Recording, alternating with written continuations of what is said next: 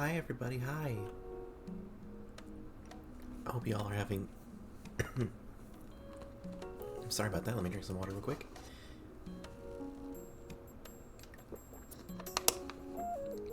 Okay. Hi everybody, how are you doing today? I hope everyone is doing lovely. And I'm finally back in Snoot Game. Been looking forward to this. And I can finally jump back in again. So without further ado, let's go ahead and get started. Load. Let's see. Here we go. Oh. Wasn't expecting this funky beat. You Anon? Shit, long shit.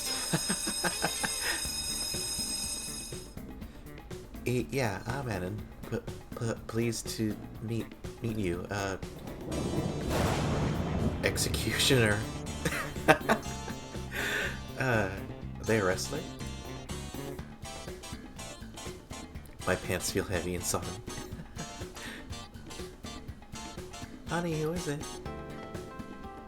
Oh my. Oh, you must be Adam. Come in, come in. Oop. Yoink.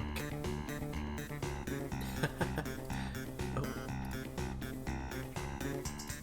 The petite Patero matriarch drags me into her abode. Is it a bit loud for you guys? Let me know if it's too loud. Some really funky beats though. They got stuffed animals. How does that work if they're also... Anyway. I could see the patriarch's jaw clenched as Fang's mother pushed me into the comfiest couch to ever exist. Oh, you must forgive my little Lucy. She's getting ready for your date. Oh. Oh god, I can feel the iron sights on my back.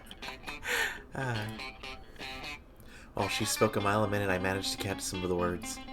I ignored the latter because this isn't a isn't that... But... it's, no trouble, ma'am. But, I thought her name was Fang. She chitters and holds a hand over her sly smile.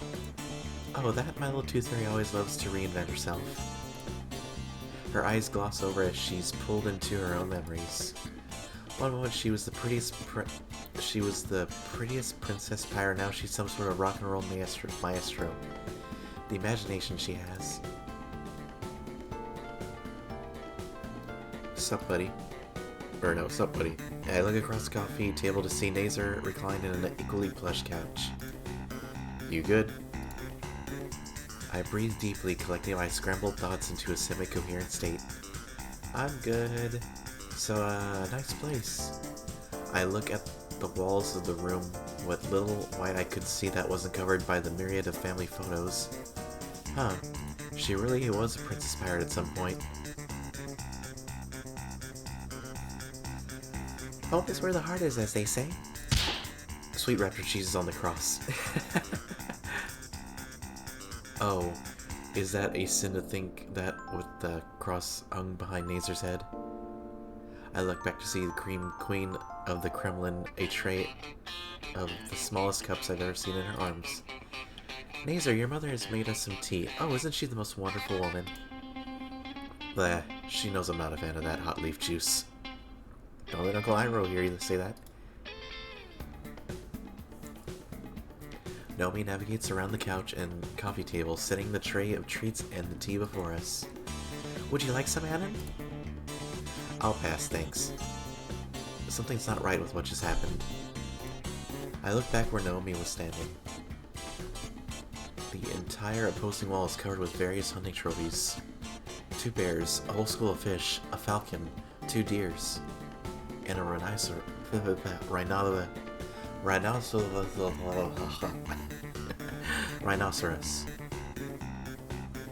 I may have made a huge mistake. The love seat to the left of me scrapes forward into my field of view. Fang's father leans back, carefully examining and polishing a golf club. Maybe I can turn his trophies into a conversation piece. Extend an olive branch, so to speak. What gun did you use to hunt these? Gun. My hands fold into my lap. I stare a million yards into the wall. Clock ahead to me. So, Anon, was it? You a big fan of golf? Nazer dons a similar pose. I've played mini golf before. Oh, Emma? Hi, hi again. It's good to see you, Emma. Why didn't the...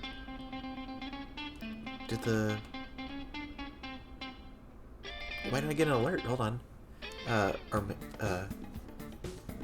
Hi. It's good to see you again, Emma. How are you doing today? I'm jumping back into Snoot Game.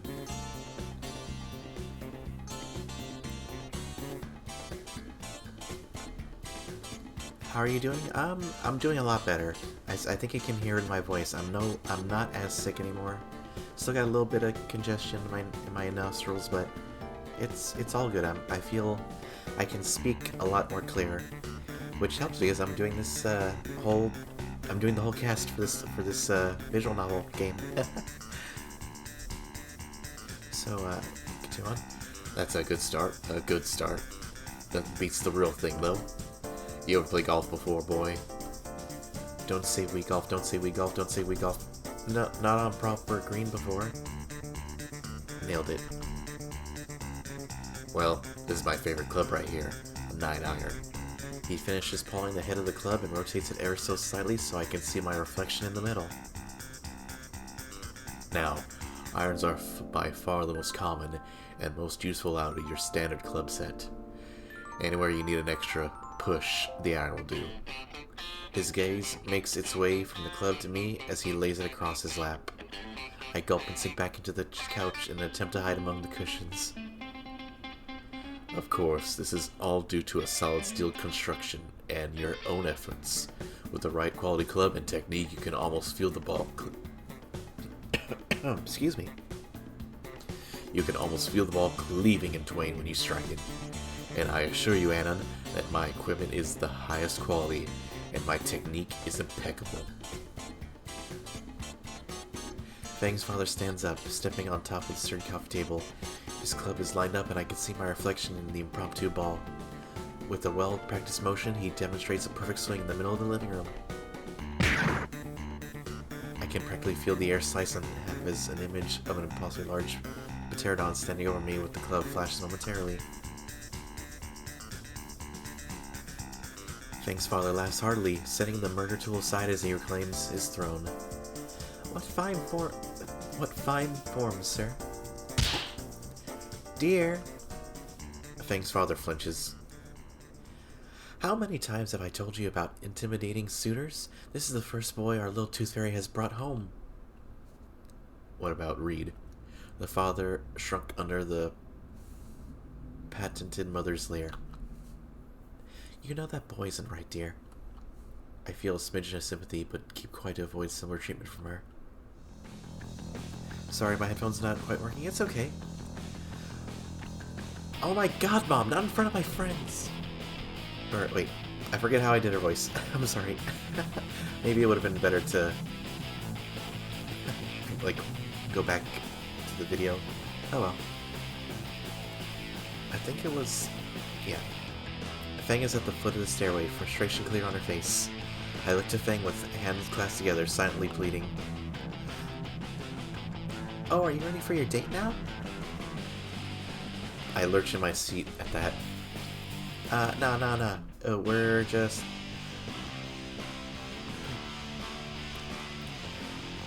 Can't see. Heat from the fire, fire from the heat. Heat from the fire, fire from the heat. Heat from the fire, fire from the heat. No, we need to find a venue. Just you two, though? Oh, God, no, please, refugees. I promise I'll sacrifice good if you end this. Why don't we have a double date, then? God, why have you abandoned me? Buddha, be a bro, please.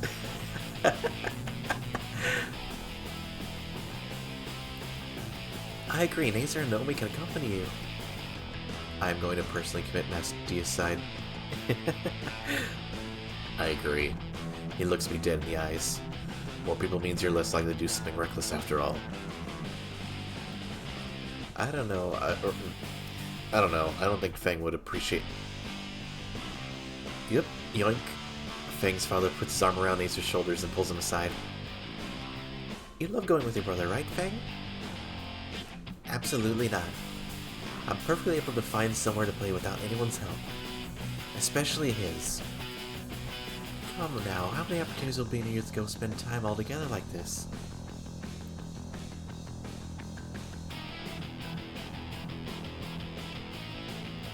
Oh, that's weird. Why did the... Hang on.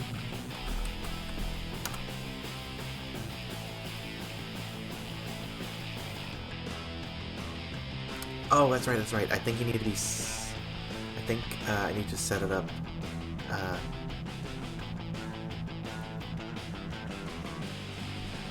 I need to fix that. I think I need to fix the permissions. I'm sorry about that, Emma. Looks like I got some message on Discord, actually. Speaking of.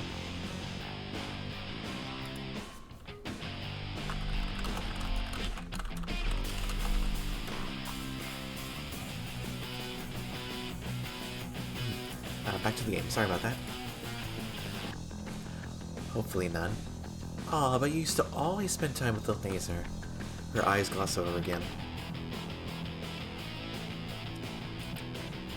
Like all those times you used to bathe together. Oh my. Mom! Feng's father gives a loud pat on Acer's back and returns to the conversation. Yeah, I think a group date is an excellent idea. We should all go together. Nate's shaking like a leaf in a monsoon in the middle of an earthquake with a meteor hanging over his head. It's not happening. It is. Feng and her dad lock eyes. Tension in the room mounts as the stare down draws on. The moment-long eternity finally ends, though. Eventually, Feng flops her head back in defeat. Fine. Let's just get out of here, Anna. Gladly. Let me give us a little cheer. Yeah, let me go ahead and get you that. Like, 1 second.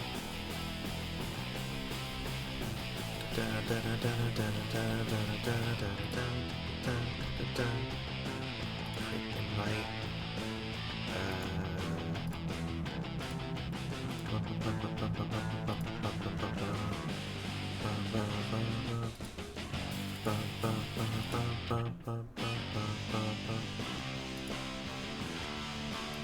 Let's see, does this work?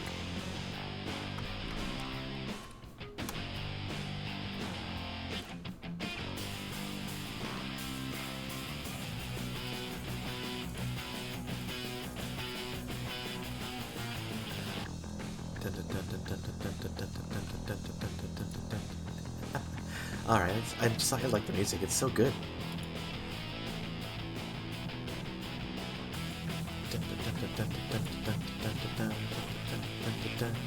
Then he gives a little cheer and tugs the still catonic Nazer by the arm out of the door.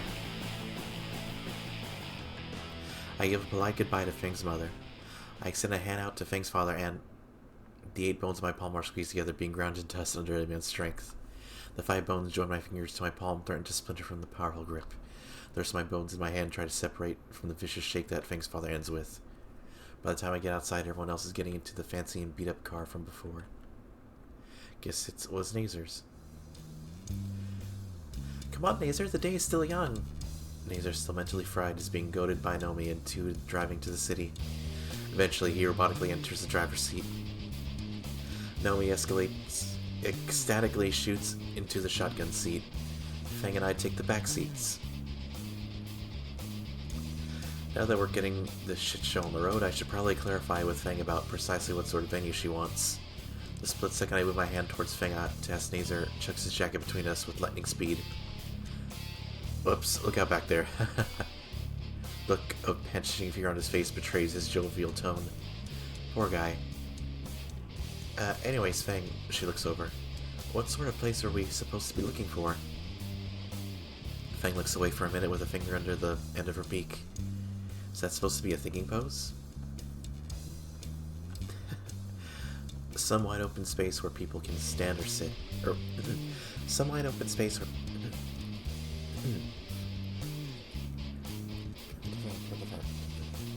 some wide open space where people can stand, preferably with a mosh pit. Oh, I know, lots of places like that. Where? They're at the Gold Fern Gallery in the downtown shopping district. No. Why ever not? I'm not going to play around in the ritzy area. There's more stuck-up assholes there than at the school. Nomi shrugs and turns back to Nazer. In that case, we should just park in the middle of the city and work our way around. Sure, that's fine. What do you think, what do you think, Adam? I look at Fang. She's preoccupied with watching the buildings fly past us. I shrug. Alright then, to the city we go. Ellie turns the radio on, shattering my ears with the most nauseatingly upbeat love song on max volume. I am left to retch as the song violates my virgin ears with its too cheery tune.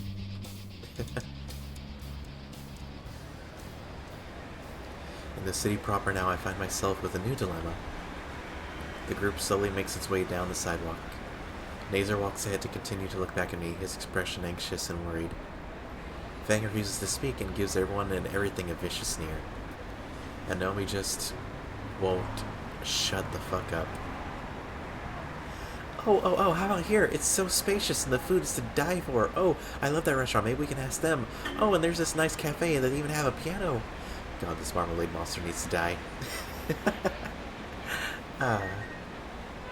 So good. Did that link work, by the way, Emma? I hope it did.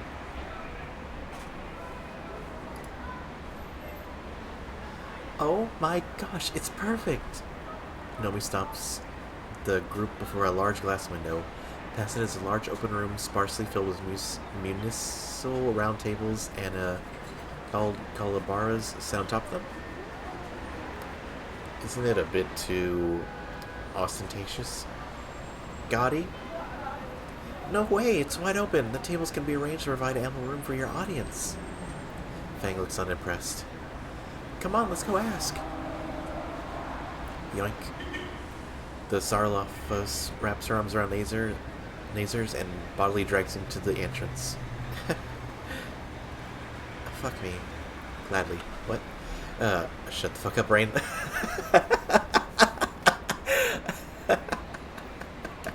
Oh, that was so good.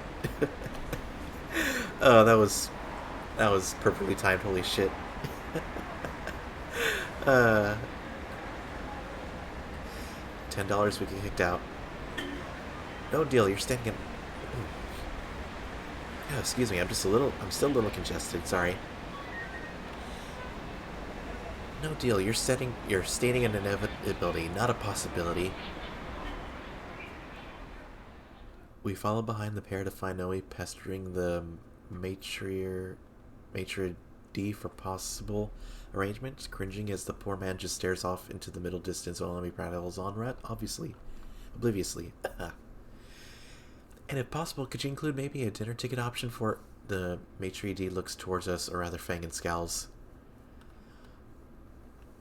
Alright, let's see. Our esteemed establishment caters exclusively to those with an appreciation for fine culture, culinary and otherwise. Might I recommend you to vacate the premises at once, or you'll be requiring escort. Where's my $10? Up your ass, I told you no deal. Nazer tugs a bit at Nomi's arm and she stomps back to the entrance in a huff, with him following. Fang, I've decided this place isn't good enough. Sure. Don't be mad, Nomi. He isn't worth getting upset about. Nah, he's worth it. If it were me and the band, they'd have one less tire on all their cars. Nazer raises an eyebrow back at Fang. She responds with a smirk and a middle finger. God, I loved her.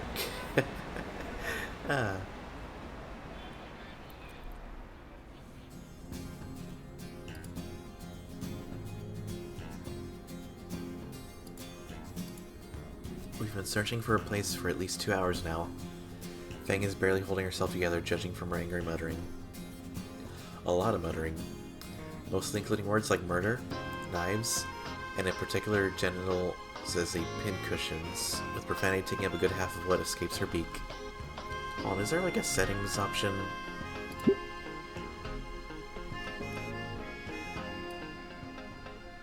There we go.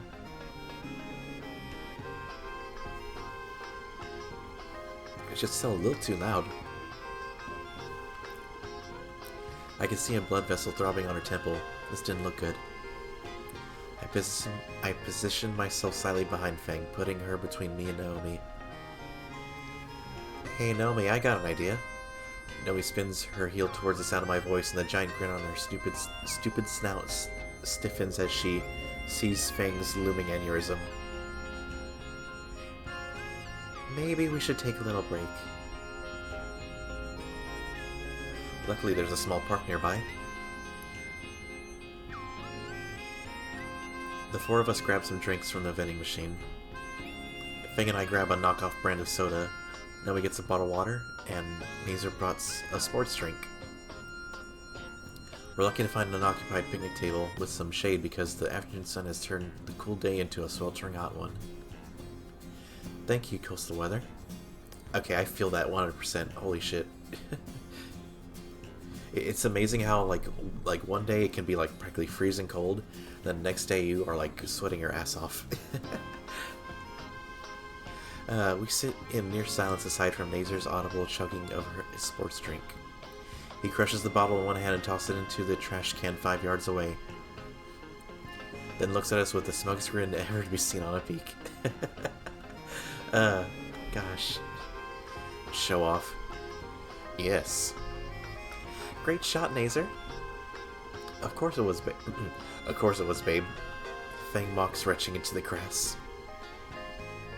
At any rate, I need to drain the snake, not drink the snake. Oh god. At any rate, I need to drain the snake. What? Nazer turns to give a brief wave back to us and makes his way to the public restroom on the other side of the park. Aw, his double entendres are always so clever. Fang slaps a hand over her eyes. I need to go too. Why? Something the matter? Monthly problems. Do you have everything you need? I have some extra stocked. I have regular plastic scented. Oh, what a... Shut up now. Yeah, you... Read the room, or I guess the park. Fang stomps away to the bathroom, leaving just the apricot Aspane, and me. Do you need to use the restroom as well, Anon? How tempting. Well, now that you mention it, since it's just the two of us, I've been wanting to ask for a while. How have things been going with Fang? Has she been well? Is there anything wrong? Shouldn't Nazer know? Well, yes, Nazer knows, but I figured I'd ask you as well. Since the two of you spend so much time together and all. I hear Nazer talking all the time about how worried he is for Fang. He's such a good brother, isn't he? I'm just going to start filtering her. I just get so worried for her sometimes, too. Fang can just be so antisocial, you know? And she's always avoiding me. I can never get a read on how she feels. Like when she was feeling upset a month or so ago. Or just after that concert she gave after winter break.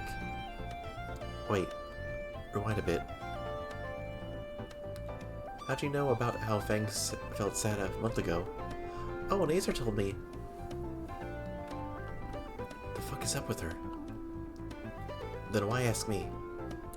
You keep on asking that question. You keep on dodging that question. What am I dodging? Fang clearly doesn't like you. You said so yourself. Yet you keep asking me about her. You can just go to Nazer. Fang is his sister after all. Of course, it's just I'd like to hear from you about her.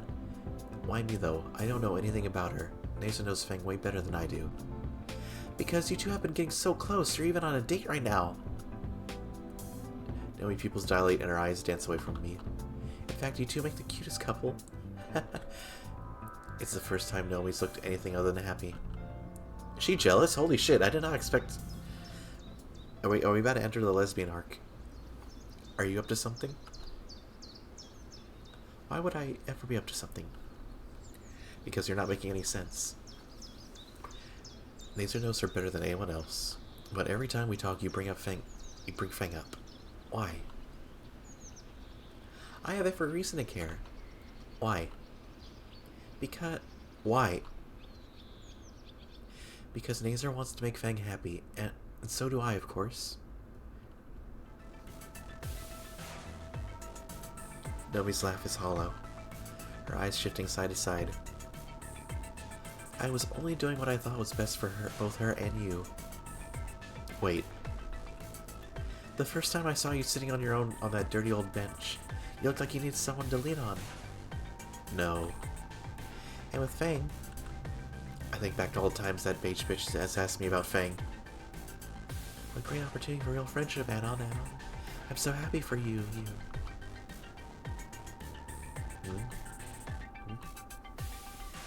If there's anything Feng needs in these trying times, it's a new friend to talk to, too. This entire time. Wasn't that Naser's sisters? How wonderful that you're making friends, Anna. Tell me everything. What are you and Feng talking about? I want to know all about it. Fuck, how did I not notice? Sorry, but I need to help Anna pick his electives. Oh, wait, if you ask Feng for help, I'm sure she'd lend a hand. That fucking bitch. You could think Naomi. Wait, it was Spears again? Fuck. You can thank Naomi that you got off with campus beautification. She was quite adamant that it would help you be more constructive than homeroom detention.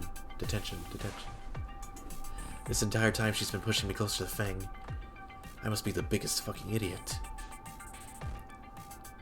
Anna? You're spacing out. She played me like a goddamn fiddle!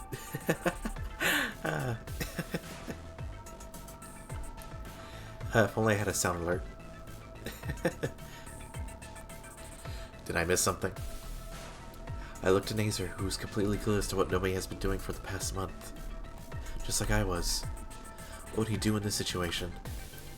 He's the Boy Scout here, after all. Fitting that the moral compass has a literal compass for a head.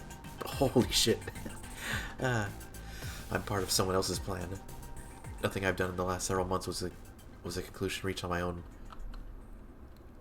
Are my feelings for Feng also just a tool for Naomi?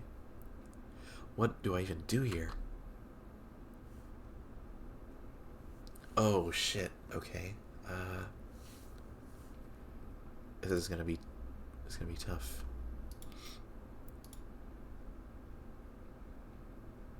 What do I do?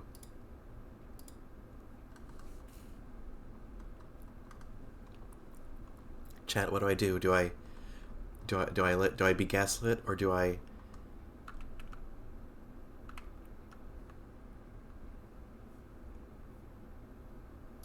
Ooh, this is tough, like...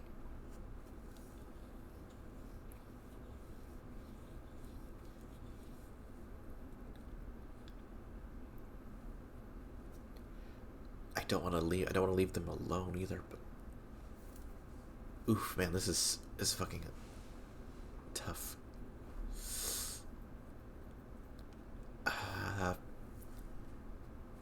Fuck it. No. It doesn't matter if my feelings are being used. They're still real to me. They are real to me! And I want to actually help her. Right now that means helping her find a venue. Even if it means being around that coral cunt. Hey Nomi, did you know that 13% of public restrooms Naser babbles? Well, Nomi, okay, wait for Feng to return.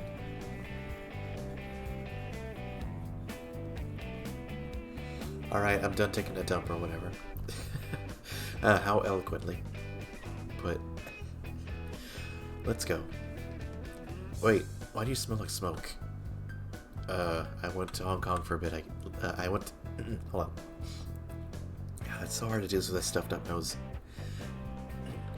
I went to Hong Kong for a bit. Let's go. You know you weren't supposed to be smoking, Fang. Just drop it, dork. You don't see me bring up that that leopard mankini you have in your closet. Holy shit, I did not expect that. Nacer's skin turns a noticeably lighter shade. That the only thing in the closet? Oh, fuck, of course not. He's also got this paint. You stop right there. Why don't we continue on now? How are the turntables? Naomi's holding a handkerchief to her nose with a prominent splotch of red that's steadily growing. Finally.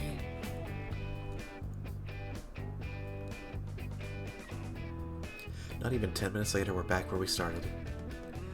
Isn't this one perfect? The stage is so well lit, and Feng seems seconds away from successfully recreating Jing Kei's assassination of King Sheng. That's interesting. I know it's wrong to poke a hornet's nest, but Feng, you alright? I hate everyone here. Ah. Well then. Feng's about to commit homicide. I should ask Nacer to just split off for a while. Oh, excuse me. Nobody would back me up if I convince her I'm taking Feng out on an event. I really don't want Nomi's help, though. I could get Feng to ask Nacer to break off, but she's on the verge of fratricide 2 right now. Hey, Anna, you alright? You've got this intense look on you. Oh, sorry. I'm just trying to think of good places. Guess it's now or never. Ask Nacer, ask Feng, ask Nacer, ask Feng. Oh shit. Feng. Don't worry about it. Alright. Wait, shit, I think I fucked up. Oh, crap. I think I misunderstood the question. I thought I was gonna... Oh, shit. Damn it. I fucked up. I fucked up. Oh, no. I thought it was choosing who to go or... Shit. Or wait. I turned to Feng again. Oh no, I did. Okay. Phew. Hey, if you don't want to stay in a group, why don't you go ask Nacer to split off for a while? Why me? He'll listen to you. He's only doing this because your dad put him up to it. I think he trusts you enough to be willing to take Nomi elsewhere for a while. Give him a chance. Feng looks in contemplation at Nacer walking ahead of us. I might as well try. Hey, Stephen Hogwing. Wait, that's not how... Yeah? He responded to it? Can you take your girlfriend and fuck off elsewhere? Me and her just aren't gonna get along. And it'd cover more ground. Nacer slows down a bit. I, don't think that's a great idea. We should sing together, right, Naomi? Well... Two can play this game, you citrine psycho. I look at Naomi and give her a subtle nod. I think it's a wonderful idea. We can check on the promenade. Oh, I know this wonderful cafe and... Great, now fuck off. Hold on a second. Dad said he'll... Oh no. Dad said he'll do to me anything you do to Feng. That has some implications. Feng, you gotta promise to not let Anna do anything creepy. That's fucking rude. Oh no.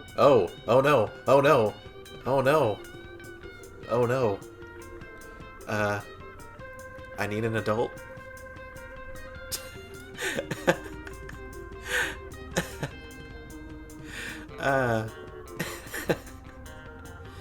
I hope somebody clips that. Oh god, that was like... Please, Feng. I promise. Now go. Naser gulps and nods. You better not do anything creepy, Anon. I think you should be less worried about what I'm gonna do to her and what she... excuse me. What they're going to do, what I'm going to do to them, and what they're going to do to me. Sorry about that. Sorry about that.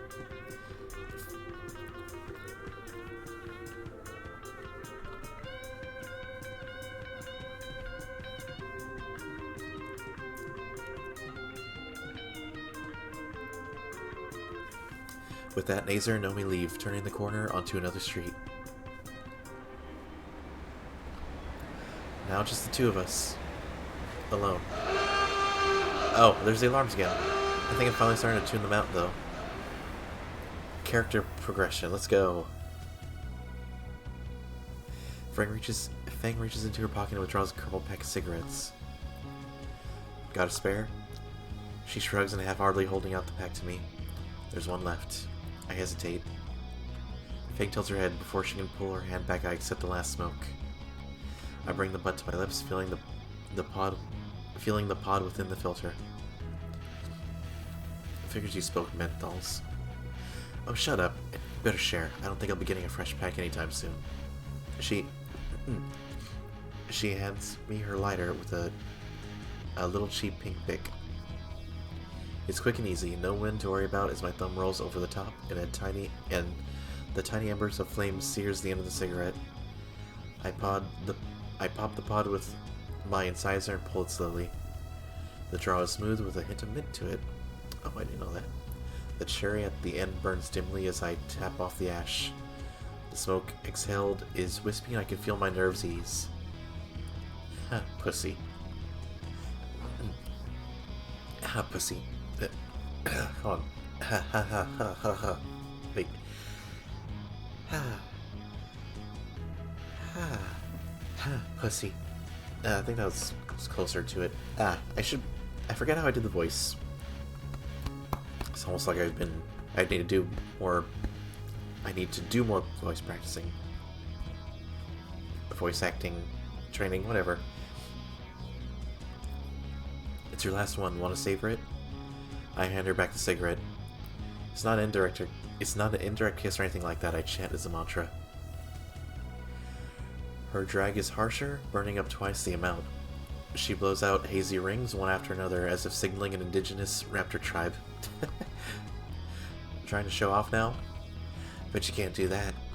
Fang grins as she hands the stick back to me. You trigger-lipped it.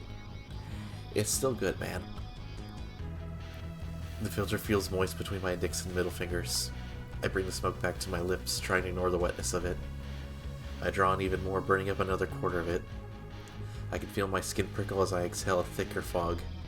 I don't know whether it's because of the nicotine or whose lips I imagine I taste. Fuck. Ha, called it. Yeah, I can't.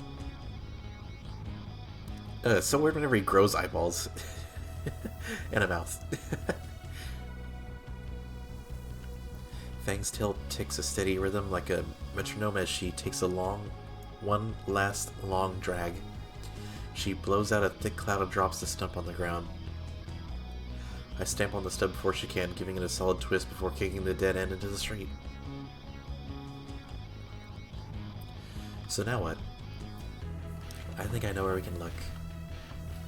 Please tell me it's not a shitty promenade place. Nah, it's Little True. Where? Little Truden. It's near enough that we can walk there. Why didn't you mention it before? Naomi. Ah, that's fair. Fang leads the way, navigating us from this overly expensive part of town.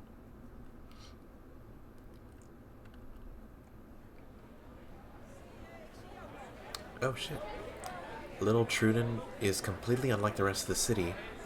Instead of skyscrapers and glass buildings, the whole place is a series of interconnected alleyways forming a plaza. Mostly booths for scamming vendors, but every now and then an actual building can be seen. Countless salesmen call out to Fang and I. Fang just rides past all of them. Just don't make eye contact. She must know the place. Oh god, the mall and, oh, I don't want to dox myself. The mall in my, that we have where I say. Anyway, the vendors there, if you so much as make eye contact with them, they will jump on you like vultures. I swear to God. Also, 100% their stuff are scams. I tried out like a shoe polish thing or like a shoe cleaning thing once, and while it was wet, it looked nice. And then when it dried, it left this huge, ugly, awful stain that never came off. So yeah, don't buy that shit.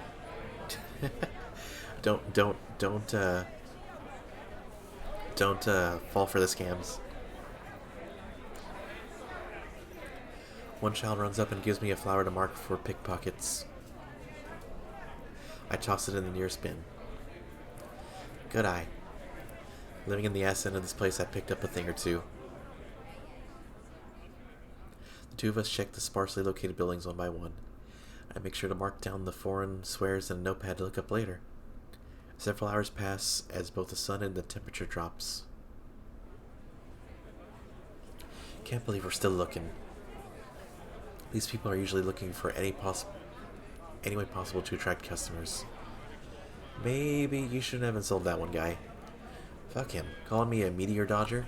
Fucking prick. Still, we must have checked a dozen places by now. But why would anyone have a ban? Her reputation, it does precede her. Fang's pupils contract. Not this again. Her? You people are all the same, thinking that you have to go off... Fang. What? As you can see, her reputation does precede her. Okay, that was... Choke on a platter of cocks.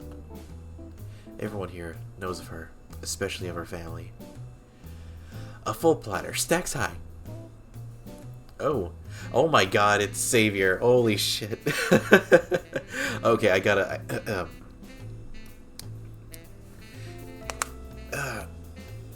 Let me get into character here. Yeah, yes. No, that's more... Yes, yeah. I look at the... What the fuck am I looking at? Do not think thoughts you cannot perceive. Reads uncle then? The uncle you seek is elsewhere. What? Yes, I know of that, which you oh so desperately seek. Wait, you know of a venue? Where? But first, the ritual that must be conducted. Finally, progress. No way. Tell us. Anything to get away from this guy. We will partake in the ancient humiliation that has slain my entire lineage. Even my own family, oft in this deadly sport before I was born. The humiliation is diabolically easing a clutching of earthly currency, for as long as I can stand to hold it, and the victorious, my own artifact holding me to this flimsy visage. A phone Roomba. A phone Roomba? Only the finest tool to clean your phone. Here, let me show you its bursting majesty. He feels around his fanny pack for one of the Roombas, then holds his phone out on one hand. He puts the device on and it wears a life, slowly crossing the screen. Then it reaches the edge, it beeps and turns around, making a return trip to where it started. After a few trips, the merchant turns the Roomba off and gives us an expectant leer. I just used my shirt though. No way am I paying 40 bucks on this shit. Yeah, no, I like novelties, but no, that's just a little...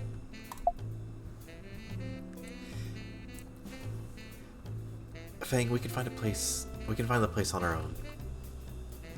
You know, this place is well known for trafficking. Fine, you funky cunt. I slapped down the money on Reed's maybe family booth. Very well, the contest is yours, along with this trinket. Head east of this filthy bazaar, and you will find your destiny. At Dynamo's. The pizza chain? You will come to understand my wisdom once you reach it. Fare thee well, seekers of the musical amphitheaters. The shopkeeper gives us one last smug wave to us. Oh, I like how Okay, I like how they did that, because, for those of you who don't know, Xavier has his legs on backwards. So, like, it looks like he has chicken feet, but he just literally has his legs on backwards. So, him having, like, the prosthetic legs that, that kind of curve, that's actually a really smart way to, reference that. I motioned for Fang to follow and start heading in the direction the shopkeeper showed us. After twisting through the endless maze of merchants and frivolities, Fang finally stops in front of a building. We're here. The building is an antiquated Italian restaurant with the word Dynamo's Pizza and Pasta written on the grand sign in front of it. Pizza, huh? In the middle of Little Truden? Let's see. I open the double doors for Fang to enter. There's a plaque for the National Register of Historic Places on the window. Oh! Historical, huh? Inside is a homely Italian-styled pizzeria. The warm candlelight across the lattice dividers of the booths casts shades of orange along the walls and floor. The two of us walk up to the reception desk. A very tired waitress puts on a plastic smile when she sees us. Welcome to Historic Dynamo's. Table for two? Oh, excuse me. Actually, we just need to ask the manager something. The waitress rolls her eyes and skulks off. Servers with a smile, huh? Working in the industry grates on you. This historical place, though, isn't it? Wouldn't they have higher standards for... Oh my god. Hey, if it isn't little Lucy. Fang's skin goes several shades lighter. I haven't seen you since August. Give me and give Uncle Mo a hug. An older T-Rex hobbles his way towards us with arms wide open. Spread open. With arms wide open. At least as wide as he could. At least as wide as he could. Fang squawks in protest as she's pressed into his apron-covered belly. Uncle Mo, what are you doing here? I'm working, Toots. This is my restaurant. Hold up, your uncle is Mo? Mo as in the Mo that started Dynamos? No, I mean, I don't know. My baby girl isn't as... My baby girl hasn't swung by in ages. I don't know, it's wrong accent. Italian something. Jersey. And, be this here lucky guy. Don't tell me you got yourself hitched already. I feel my old skin warm up now. The old T-Rex laughs louder and slaps his rotund belly. Relax, kids. I'm messing with you. Come on, I'll give you the best seats in the house. Mo wraps an arm around each of our shoulders and drags us through the restaurant to a cozy yet dark booth sequestered away from the rest. We're shoved into the seats, and the owner/uncle bends over the table to light a solo candle there. I'm having a candlelit dinner with Fang now. God, soon you'll just be holding hands and getting married.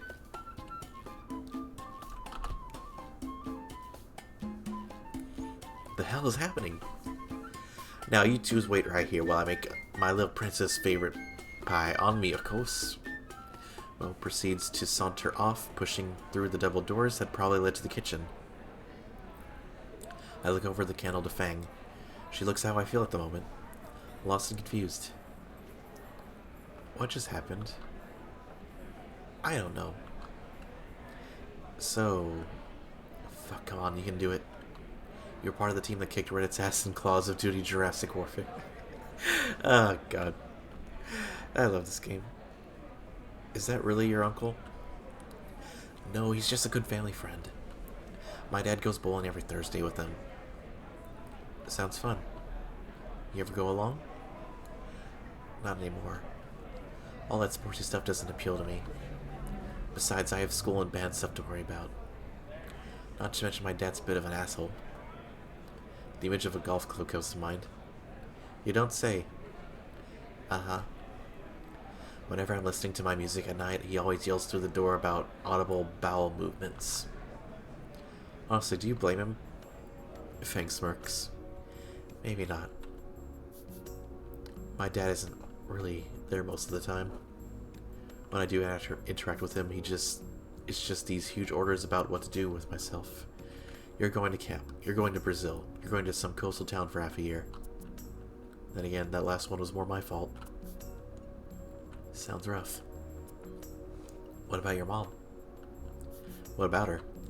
Pretty standard mother, a bit naggy. She'd always try to dress me for school so I'd look like the biggest dork ever. One time she got me into a denim jacket and jeans combo. The double denim disaster. How'd you know what? Wait a second. Another word and you get hot wax in your face. I'm holding back my laughter behind my fist. And she'd always try to embarrass me in front of everyone. Don't all moms do that? Why don't you tell me, pirate princess? You know, hot wax really hurts on the first few seconds. That cute look of surprise, though, lasting for eternity. Breathe a word of that to anyone, and this candle is going up where the sun don't shine while it's still lit. I scrape the hard wax off my forearm with one hand. Alright then, sheesh. What about your mom? Is she, like, on heroin or something? Ha, no, she's just always in her own little world. Nothing is ever wrong, there's no flaws with anything. No concerns worth worrying about. Ah, yeah, that can't be healthy. I've made do so far. So you're getting a little close for home, not gonna lie.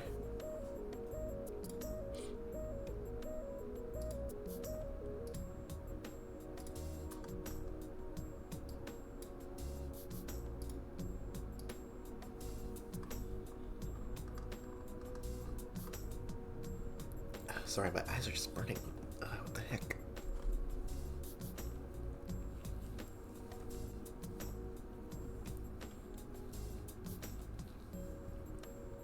My eyes are all red. Maybe I need to lay off the computer screen for a bit. Well, for what it's worth, you still got Trish, Reed, and Nazer. Yeah, the one whose horn is more important than finding a place, my shitty baby brother and Reed. Fang groans as she leans back into her seat. Oh man, my nose is getting like really stuffed up. I'm sorry guys, I don't know what's going on. I'm having like a reaction to something? What the heck? All I did was just eat macaroni. Fang groans as she leans back in her seat. The new guy is the only one I can rely on. My life sucks. I don't know. We haven't found a venue, and our own show is in a week.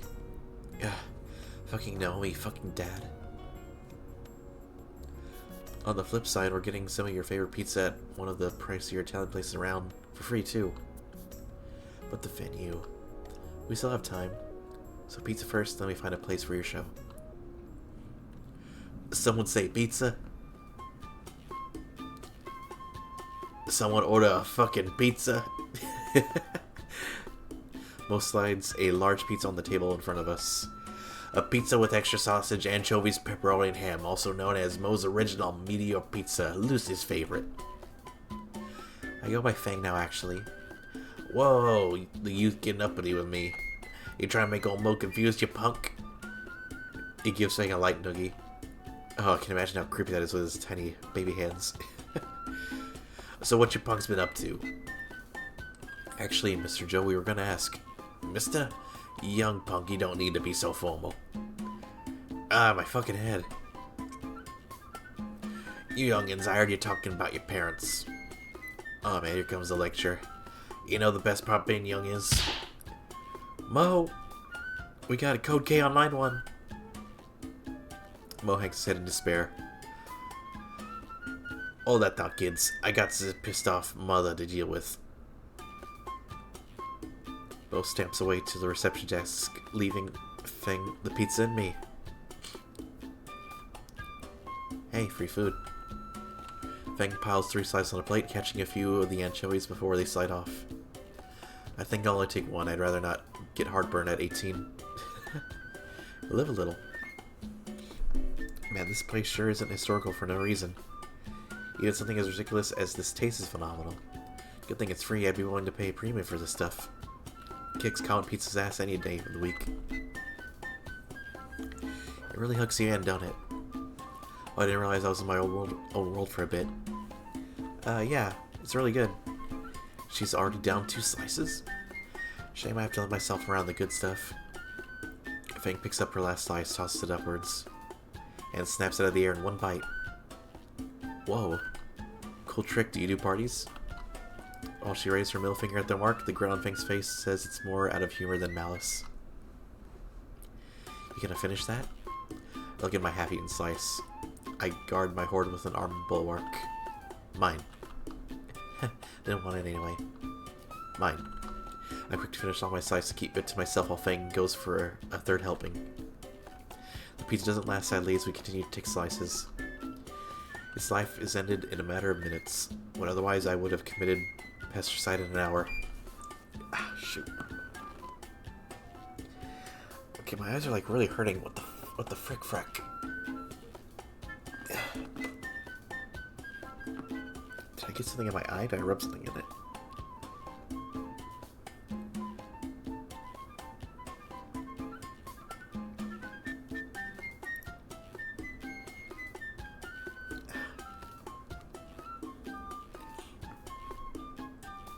Sorry about that, guys.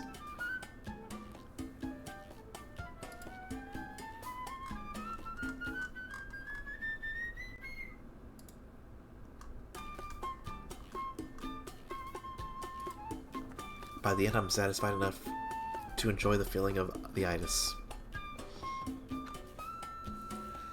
Uncle Mo knows just how to make it. Yeah, your uncle's pretty cool. Fang gets out of her seat, legs unsteady as she fights off the need for a well-needed nap. I'll see you at the front. I've got a serious need. For real this time. I snicker and nod.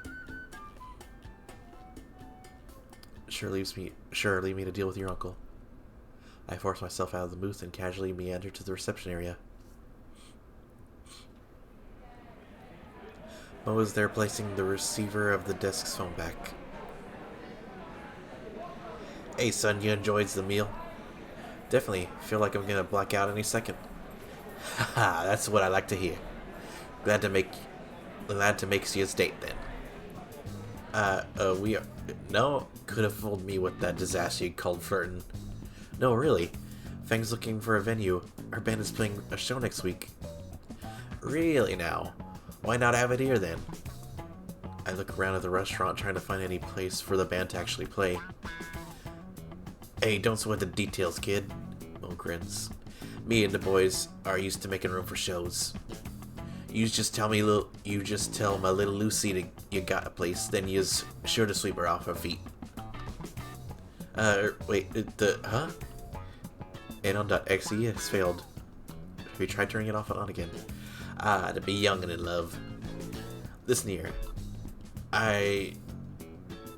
Secret de l'amour, the secret to love.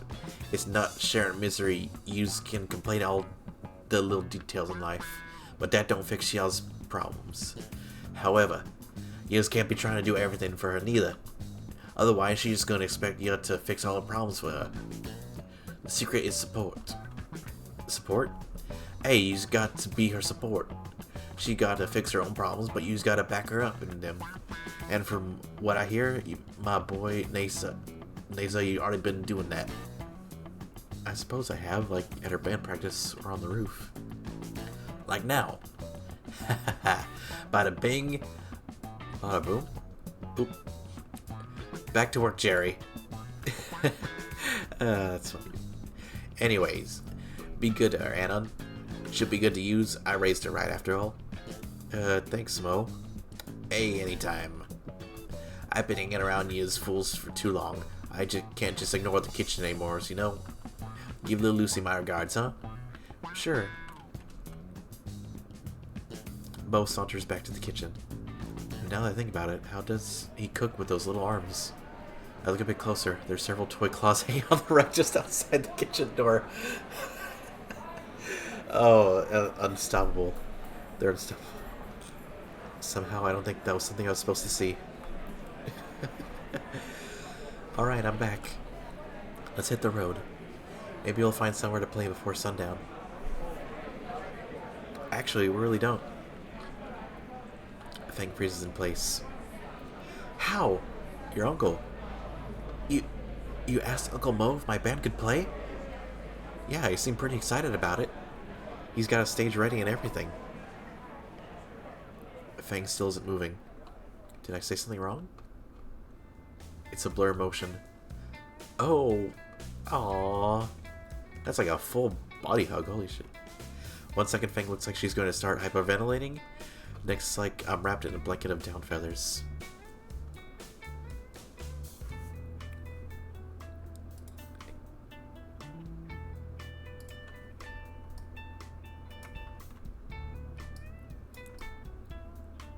Just imagine. Just imagine. Just imagine. Sorry about that. Let's see if I can get back to space here.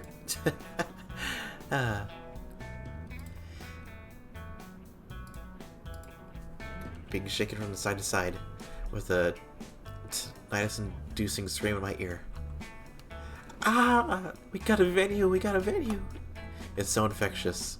My arms reflexively support her, wrapping around below her wings. Fang's arms are wrapped around my shoulders as she clings to me. I feel something warm, soft, and somewhat moist pressed against my cheek. We got a venue, we got a venue, we got a venue. All our movement stops and reality resumes. Fang wings withdraw from around us. She pulls away until only her hands are on my shoulders. My hands are now at her sides and I can feel her warm scales in my palms. Oh, wow.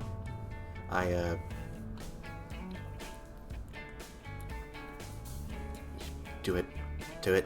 Do it. Do it. It's the sound of clapping that causes us to jump apart, faces bright red and breath rapid. Back at the kitchen doors, Mo is clapping loudly with his minuscule arms. I just imagine just like a seal. Ah, God, my eyes. I'm not, like, it's not a joke, guys. I'm, like, legitimately, like, my eyes are, like, hurting me. What the fuck?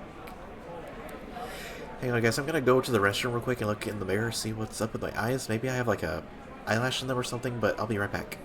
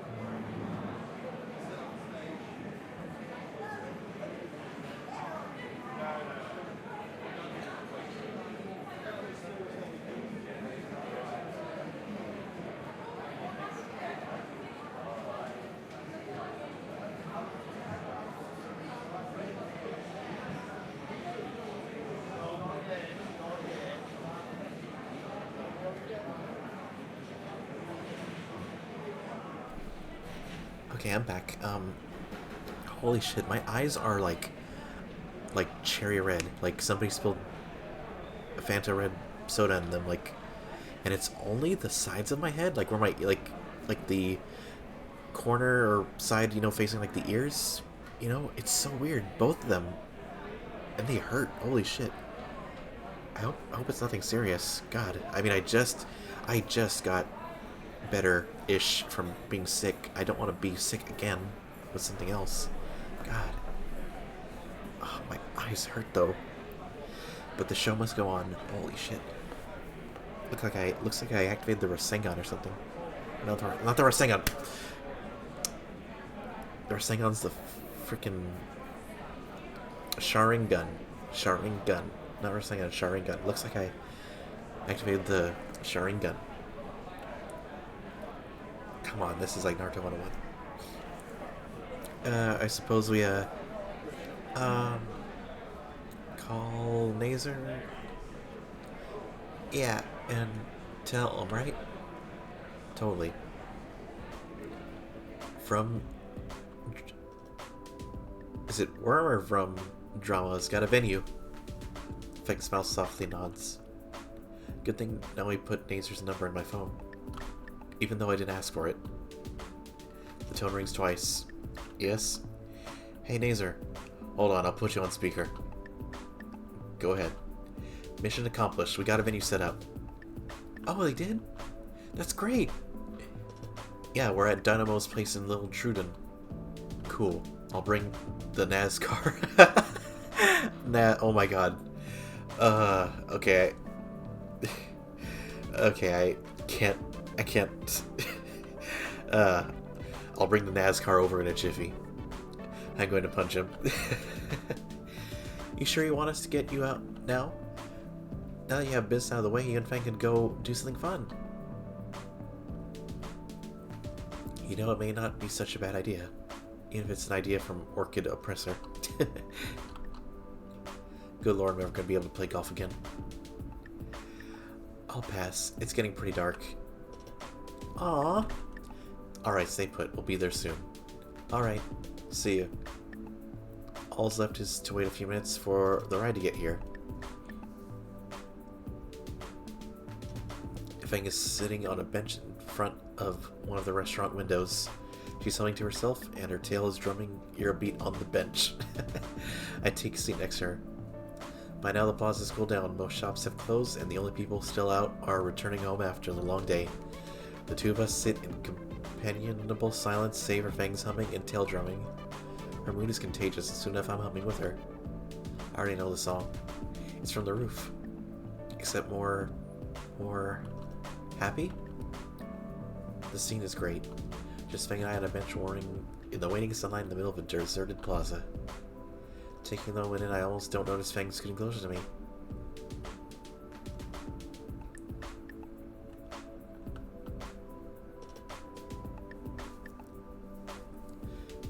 Mom, Dad, we're home.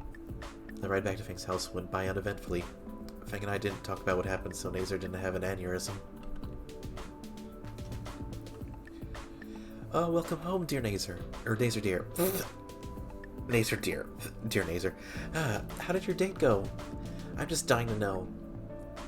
I am also interested. I don't know how, but he's looking into the exact center of my pupils with no margin of error.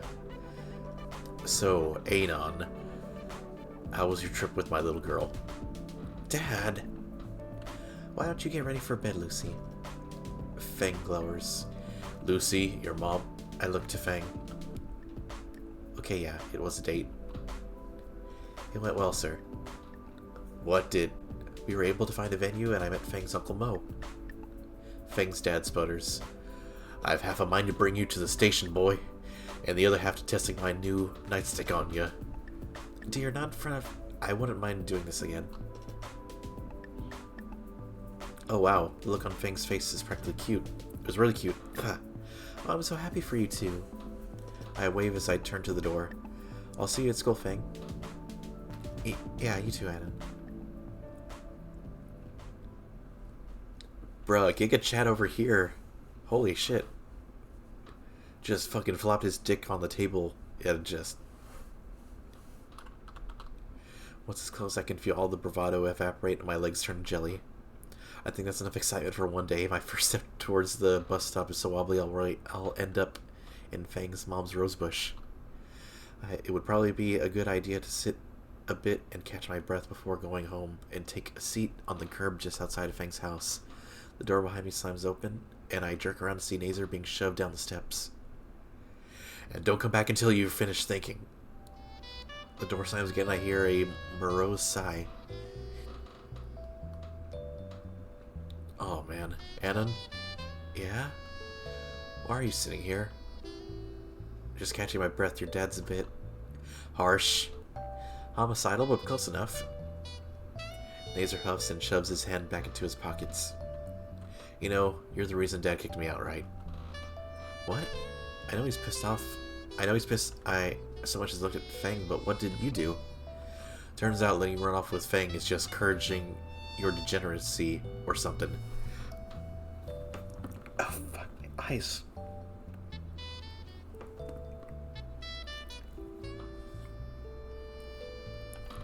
Do I need like eye drops or something? What the fuck?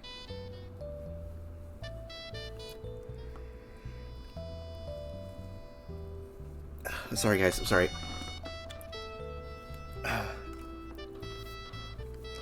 Sighing, Nazer drops to sit on the curb next to me. He kicks a rock clean across the road and into the neighbor's mailbox. Impressive. Getting kicked out early got you that down? Sure. Convincing. What's the real answer? What's it to you?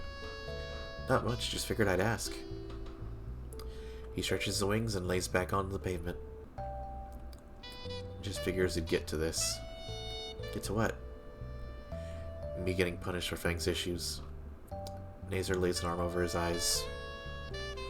Why'd you need to go alone? You saw her today. She was getting close to killing your girlfriend. Also, you should be thanking me for that. He waves me away at that. Go on. You aren't my therapist. Damn it. I'll be right back, guys. Hold on. I'm getting a call. Sorry for the interruptions. I'm sorry.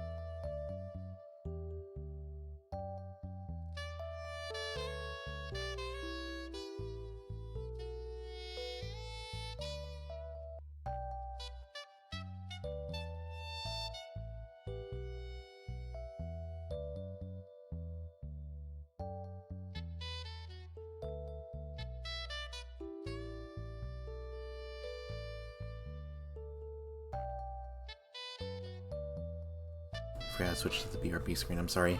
Oh my fucking god. I fucking hate having them here. I'm sorry. Anyway, back to the game. Having a lot of fun with this game. It's really sweet. It's really cute. I love it so much. Like, for real. I'm like getting invested in this shit. You aren't my therapist. Humor me. Nazer's arm flops away from his face and onto the concrete. I mean, look at it from my perspective. Fang is always up to something... Excuse me. Fang is always up to something stupid. More often than not these days, she's arguing with either me or my parents. At this rate, Fang will end up a junkie or in prison somewhere. Dude, I cringe at the mental image of Junkie Fang. Mom and Dad have pretty much accepted that, so why do you think all their hopes and dreams go... Who do you think all their hopes and dreams go to? Me. With a growl, Nazer sits back up. It's like I'm not allowed to have problems of my own. Not allowed to mess up or do anything less than the best. Judging by the trophy case at school, you aren't doing half bad. I wish that was an option. I wish it was an option to fail, I mean. Instead, I'm stuck with no room for error and still with a broken sister. And she's still my sister, you know. I can't help but be worried for her. But what can I do? She hates me and I can't bring up my worries with my parents. Even Naomi notices I get stressed about it. I just want my sister to be happy, to go back to normal. I don't even remember what normal is. I don't have siblings myself, but if I did, I certainly would have trouble doing all you're able to do. That selfishness by itself should help you, right? Selfishness? You kidding me? Her friends would be destroyed if Fang just dropped all that. Who am I to even wish she were different? You're getting all this worked up and you aren't sure if it's even the right thing? Yeah, I guess so. I try and parse everything Nazer's bitched about up to now. I guess it's time for Dr. Mouse psychological response. You know, Nazer, have you ever just considered just not? What? Nazer practically lunges at me. I hold my hands up in supplication. I consider what to say. Those advice drips to the forefront of my thoughts. Hear me out. Just consider this. Maybe it's not your job. I mean, you go out of your way to try and help her. Hell, even Naomi has tried. But maybe Fang's problem is her problems to fix. But, we met your uncle today. Uncle Mo? I mean, you were at the restaurant. Or, like, you picked him up from the restaurant. Yeah, and he asked some advice from me. He had some advice for me. He said she needs someone to support her, not fix her problems for her. Isn't that what I've been doing? Remember the show in the auditorium? The perturbed pterosaur sags as he recalls the disaster. Oh. Look, man, you've got a lot of problems on your own. Maybe you should handle those first before you try to fix your sister's. Well, if Uncle Mo said so. But why did he tell you that? Shit. You know, just advice from an old guy. You know how they love to give advice. His head shakes from side to side, dismissing my dismissal. No way, not Uncle Mo. He'd never give you the time of day. Shit. Look, he just wanted to give me some advice for Fang, and now I'm giving it to you. So drop it. No way. Advice for Fang? Saying it was a date? Do you like my sister? I wasn't the one to call it. That explains a lot. Shit. But I didn't. Oh god, what would Dad think of the kids? What the fuck? Hell, if Dad finds out at all. Nazer! He pauses, the look of shocked disdain still stuck to his face. At this point, it seems like you just want to be stressed, man. Maybe I do like your sister. Sure, she's rude, violent, maybe a bit bipolar. She's impressionable, self-centered, stubborn, the list goes on. You're looking to taste some concrete. But beyond that all, there's more to her. Like her passion, Nazer. She adores music. She adores playing music. And she has these moments where I can see the softer side of her. The pop of knuckles from Nazer tells me I should rephrase that. I mean, it feels like I've gotten to see a side of the thing that she hasn't shown anyone else. A side that she's willing to give a loser like me the time of day. And that's enough? I don't know, man. This is all uncharted water. Like, how did you and Naomi get together? That is a very long story. How long? About 2 school semesters, 30 track meets, and a school election. So how about a paperback book then? Sure, why not? Nazer hums and reclines back onto the pavement. Sheesh, how do we end up talking about our love lives? Speak for yourself, man. I know fuck all about this stuff. And you think I do? Nobody's the one that makes all the plans and stuff. Seems like she does that a lot. Just the way she is. Anyway, I think Dad's had enough time to beer and cool down now. How long has that been? About an hour, I think. Wait. I swiftly withdraw my phone to check the time. Oh, fuck, I'm gonna miss the last bus. I could give you a lift. And let you find out where I live in the shittiest part of town. Nah, it's fine. If I run, I think I can make it. Well, don't let me keep you. I'll catch you at school, and yeah, sure thing. If for what it's worth, you're not like the monkeys we hear about all the time on Dino News Network. Oh, jeez, racist. The kind that hangs around this part of town called Skin Row, you know? Just gonna ignore that. Thanks for sticking around a bit. It's nice to finally be able to just tell someone that. I wave Nazer goodbye as I get up and start jogging for the bus stop. I'm mentally fatigued after everything that's happened today. I check my phone for the time. I open up the browser and go to familiar Sudaten sword-swallowing IRC. Hey, not nice word. Guess who just got back from a perfect date? 12 replies from a single post. I think if that's a new record for me. 1 week later. The week's been a mix of excitement and trepidation. More excitement for Fang and the trepidation on my part around Fang.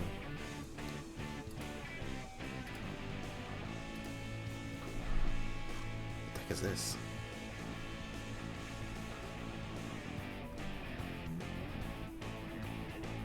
Sorry, I just got a ping on Discord. Oh shit, I still have Clip Studio open. Close that.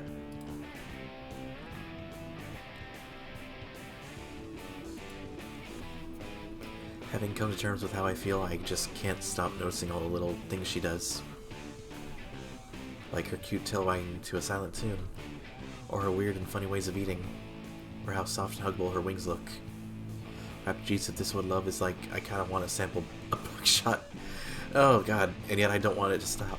Even now as Mo and Reed work on clearing the floor of tables and making a noise, I'm drooling like an idiot as I watch Fang bend over a large amp. Ayo? Ahem. Even now her tail wags to that mysterious beat in her head. Ahem. Not to mention the way those jeans hug her hips and ass. Ahem. Hmm? Aren't you supposed to be helping us? Hmm? Oh shit, right. Yeah, just moving this table. That was super obvious. Oh, you're gonna get cornered and beat up in the thing, aren't you? I pick up the last table off the floor and hurry move to the suspiciously large storeroom in the back of Dynamo's. I set the table down with the rest right next to the seemingly out-of-place buckets of cement mix. Looking out from the closet, the joint is actually pretty big. The area is a good 150 by 200 feet, so without the tables, there's enough space for at least a few hundred people. Impressed, I let out a low whistle. I'm on time, right? Oh wait, I just want to go. Is it like, I'm on time, right? I think that's how I did it last time. Where did she come from? Who are you? We've met before. Wait, what? Wait, Stella, right? From School Gardens? She gleefully nods. Yeah, Rosa should be coming by any minute now, too. I haven't spoken to either of them since campus beautification. Well, other than Stella through the bathroom door, but that doesn't really count. But Fang and the rest will be happy to have at least a few fans, right? You know, there's always room in the garden club if you still want to join, Anna. There's no way I'm going back to that sort of prison labor. Look, the pale green spine-covered thing up and down, including the Opie t-shirt she's wearing. What the fuck? You do know what your shirt says, right?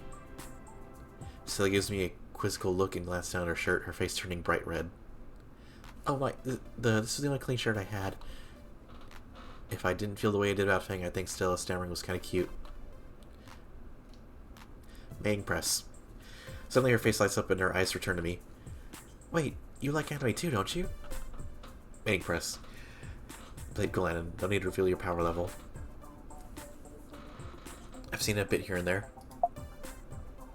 Yeah, a little bit. That's amazing. I don't know if I have anyone else I can talk to about it. What's your favorite anime? I love Precure. Rappagees on a cross of rock. It takes all my strength not to physically cringe. Oh, we should watch it together sometime. Anime and chill. I have the box set of every season. We could marathon it over a long weekend or something. Maybe some other time. I'll just block a calendar for this. Maybe for the Did the Universe. Anyway, the show isn't for another half hour. I wanted to ask you before, what did you think of your fortune? I kind of forgot. You got the judgment. Doesn't ring a bell. Oh well. How would you like another? I got time to kill, sure. She pulls her deck of tarot cards from somewhere. Where the fuck did she hide those things? Anyway, she fans the deck out. Alright, take one. I take one random one and show it to her. Inverted Hermit. Anton, if you ever feel lonely, you can come to me. The fuck does that mean? Gotta go, nature calls you, yeah. Okay, I gotta look it up. Inverted Hermit. Let's go.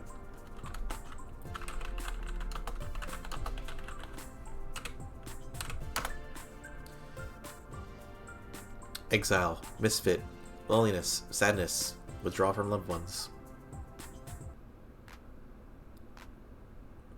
Wait. Reversed. Wait. Reverse. Yeah.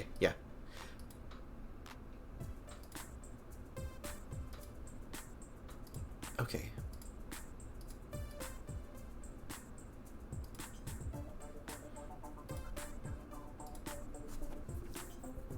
Go back to the game. Sorry about that. I keep getting distracted. I'm sorry. She flees in denim pissing fear. Well then. What was I doing? Oh yeah. I step up to the stage to see the band's point of view. And then promptly tripped. Ah! What the fuck was that? There's a loose cord over my foot. That's probably not good for the show. I stand up and wipe the dust from my pants. Trish is the organizer. Right now she's giving Reed a lecture on why it's probably a bad idea to put carfentanil in the smoke machine. Hey Trish! Trish looks over her shoulder and Reed's face lights up. Can you come here a second? Trish sighs, points between her eyes, and reads and stomps over to the stage. What do you want, Skinny? I tripped on one of these wires up here. Sucks to be you. Bitch. Should I plug them all into a surge protector so you guys don't fall during the concert? What? No, of course not. We won't trip. I have that on good authority. Whose? Reed's. And you trust his word on something like this? Sure. He's an expert on this stuff, after all. Before I can object, Trish turns away and runs after Reed, who is hurtled over the smoke machine, pungent fumes wafting from its exposed innards. Well, it seems like he's got that handled. Trish seems pretty confident that Reed knows what he's doing on the stage, but Reed obviously doesn't understand cable management. Oh, okay, I'm gonna save. I'm saving here. And I'm going to... I'm gonna fix the cables. It could be a serious hazard if I leave them like this. Like a fire hazard or something, I think. I'll just pull them all on one of Moe's surge protectors. And done. Now that's taken care of, I glance at the pizza themed clock on the wall. 30 minutes until the show starts. The band's doing one last sound test. Reed's bass drum bearing on another new logo from Drama. That doesn't look half bad. Trish's with grin on her face, and I can practically see the dollar signs in her eyes. And Fang? Fang looks anxious, hands ringing the strap of her hollow body electric guitar. I consider what I'm about to do is extremely stupid, but hey. She jumps a little as I step back on stage. Her knuckles are bright white as they strangle the leather strap. Hey. The secret is support. Or no, the secret is support. I can't do an Italian accent. Italiano. Pepperoni parmesan. Offer her my most supportive smile. You got this thing. I don't feel like I do, though. You do. You've been practicing all month for this. And you've improved immensely since your last gig. I have complete faith in your ability to play guitar. Don't worry so much. Just don't fret about it, and you'll be fine. Trish rolls her eyes. Reed's vacant stare has a bit of approval. At least it wasn't a dinosaur pun this time. I'm not that unfunny. You are. Fuck you, I'm hilarious. No one thinks that, loser. Don't you have something to be triggered about? You can't use that word. That's our word. Just did want to see me do it again? Ladies, please. Shut the fuck up. We've got sweet music to play. Showtime. I take my eyes off the stage to get a read on the crowd. Easily a good 100 people show up to see Verm Drama better than any of us expected. The look on Fang's face when everyone began filtering into the restaurant was priceless. They were on the last song of the night, the bizarrely long name of which I missed. I just gotta ask, why is Hitler riding my bike pretending to be a monkey? What the fuck? Alright, Reed definitely wrote this one. The band really has improved, as opposed to the booing and pointing at the audience listening intently. Nobody has tripped so far. At 3 a.m. in the morning on a... Oh no. As if right on cue, half the lights on stage cut out. Trish drums silently before giving a confused glance at the speakers. Tuesday? Fang fell out of tempo with Reed's drums jumping over at the end of the song. It's silent. I began to clap, followed by several patrons, including Stella, who looked seconds away from being curb stomped. Rosa is on the other side of the room, too entranced by the music to care. My eyes scanned the room before noticing Trish, the sheer vehement rage radiating from her, visibly distorting the air around her. Fuck. My jaw aches as I picture myself in Stella's place, courtesy of one pissed-off womanlet. Before I have a chance to escape, I hear my own saving grace. Anna! Fang reaches me before Trish leaves stage, extending her hand for a high five. We did it! No thanks to this asshole! Oh no. What's wrong? Skinny sabotaged the show. I told him not to touch the wires and look what happened. I was only trying to help. Trish holds up her hand to my face, waving the other around into grand gestures. You ruined the big finale. We missed our chance to make it big. Why is it that only my back's cut out anyways? Are you actually trying to ruin us? I told you we knew what he was doing. Do you not trust him and I? Tears roll down her sweat glazed face. Is Feng really the only one here you care about? We exist too, you know. This hypocritical bitch. The sharp words cut right through me. Geez, Trish, the show went great. Our first good concert. The crowd actually clapped this time. No thanks to him. I didn't do it on purpose. You know you deserved it. Before she could interrogate me further, Fang grabbed on Trish's arm. Trish, didn't you say you wanted us to set up our merch? Trish winches and gives a begrudged sigh, lowering her accusatory finger. You aren't worth it. The Trish storms off, leaving Fang and I alone. And Reed, who is listening the entire time.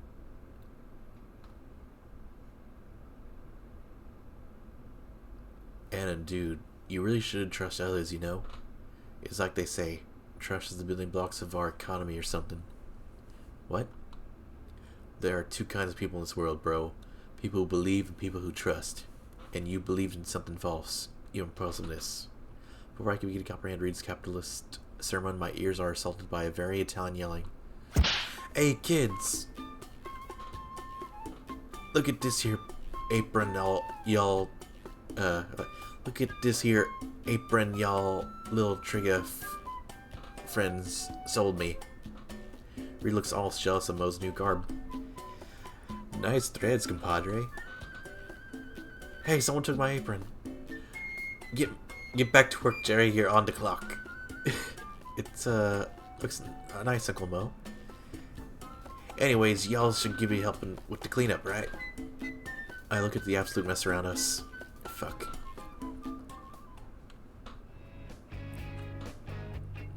An hour later, and I'm stuck mopping up where the mosh pit once stood. As my mop head gains a tinge of red, I pray to God this isn't from Stella. Rosa wanted to stay and help clean, but... I am so sorry, Stella. Come, I shall nurse you back at my own. They fucking... I feel more sorry for Stella, but Rosa looked capable of helping her. My God, that's a lot of marinara, yeah. Fang and Trish are trying to divide and carry out the stage. Not really is getting much of the floor. Am I supposed to have a bucket or something? Yo, Annan. Reed crosses right through the puddles, tracking grimy footprints without a care. Hey man, what do you think of the lyrics? What are you on when you wrote that? Reed rubs his forehead, struggling to remember more than 10 minutes ago. I don't know, man, the floor maybe, but I also just didn't remember floating. You know, dude, we've been doing this since junior year, right? And this is the first show that anyone's actually liked. Wild. You only been playing together for a year? You know, man, it's crazy how time flies. Man, back then Trish had these crazy long horns and glasses. Now there's the thought, how would Trish even look with glasses? Actually, how would glasses even work on a Triceratops? Fang wasn't Fang. She what? Probably shouldn't have mentioned that. Fang wasn't herself? Honestly, that probably something to be left for Fang and Fang alone to talk about. Sorry. Right. Only thing that stayed the same way was like me and my Carfe bro. How long has he been on that stuff? It was almost like a totally different time, man. Before I even get a moment to picture what it might have been like not even a year ago, Trish appears behind Reed. She looks like she's about to snap both our necks. Hey, Reed, what are you two talking about? You talking about some memories of the band, Trish? You didn't tell me anything about me, did you? Or you didn't tell me anything about me, did you? Classes. Reed, you absolute ass. Reed just shrugs. By this point, the restaurant has been mostly cleaned up, and with only a few tables left to put back. So, Annan, we showed you ours. Now it's time for you. Now it's your turn to show us yours. Oh, dang, we're comparing dick sizes here. What? Out in public? Didn't pick you for the kinky type.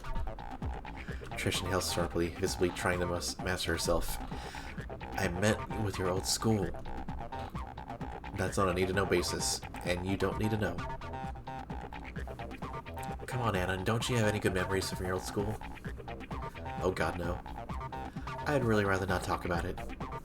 Why not? You've told me about your parents. That seems to catch Trish's attention. Shit, and that look of expectancy from Feng too? I guess it can't hurt. Well, I did try to get into music at one point.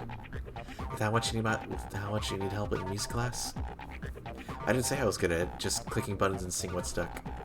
And spoiler alert, nothing did it. That got a giggle out of Feng and a look from Trish. By the way, Annan, I saw you talking to that Stella girl before concert. You have something going on there? I feel a pit in my stomach as a look of betrayal crosses Feng's face. Right into Trish's trap hook, line, sinker, and rod. Niet. Nine. No. Nope. Inai. Mayo. None of that. Nope. Niet. I do not have a thing for incontinentia. Who? I thought you were talking about what's-her-face. The one with the Dino Duel cards. I thought those were Pocket Raptor cards. Weren't they hand-egg cards? Moving on. Anyone back home you had your eye on? Nobody at Rock Bottom was worth the time. Yep. Fang's face softens almost in a silent sigh of relief. Is there hope for me yet? Rock Bottom, huh? I don't think you ever told us where you were from before. Shit. Oh, I haven't, huh? Who really cares where you went to last? Yeah, man, it's just a school. Was it in the sticks? Not exactly. Certainly was lower class, though. I used to buy bulk soda and sell them to the stupid kids for lunch money. Yo, my man. Reed gives me a fist bump. I'd usually just go places on a crappy dirt bike, leaving donuts in parking lots when I was sure no one was looking. Sounds like you had a pretty cool... It sounds like you were pretty cool at your last school. Ha! I don't know about that. Sure, man. Why don't you I don't get why you left in the first place if you had it so good. Oh no. Actually... Think of something. I had to leave because, don't say something soon, don't say something, you'll get shot at this. Family issues. Nailed it. Bummer, man. Glad you're here instead. Yeah, thanks, man. Sounds personal. Guess we shouldn't pry. We're all friends here, after all. Guess we are all friends at this point. To varying degrees. I let a content smile creep onto my face. Hey, you stupid kids! The Tyrannosaurus stomps over to us from the kitchen. Great job on this show, punks. I knew my little Lucy could pull this shindig off. He clamps one of his tiny hands on Flank's shoulders as she reflexively tries to hide her face with a wing. Alas, I'm expecting a late night vista, so I need you to punks to piss off. Come on by for a slice sometime, yeah? Thanks, Mo. Yeah, man, thanks a bunch. Now scram, you kids. I've got different kinds of cleanup to deal with. And repressing that. A few weeks later. Things have cooled off since the concert back in February. There's no major events coming up, so the days have gotten longer. Weather has started to warm up as well. Each morning I've been walking through a thick blanket of fog that's always dissipates by lunchtime. It's a drastic shift compared to the hot, cold binary of flyover life. Maybe I should ditch the jacket soon. No, there's no way I'm showing out the world just how much of a lankhead I am. Even if it means being grilled alive. Geez, Anon, you look like you're dying right now. The sun can't go fuck itself. Feng chuckles and pats my back as I lean over my desk. On second thought, tank top seems cool. Reed usually is wearing one. Alright, class. The principal got something to say, then you'll be leaving early. I hope that was a good Ringo impression. With that, you're all directed to the auditorium.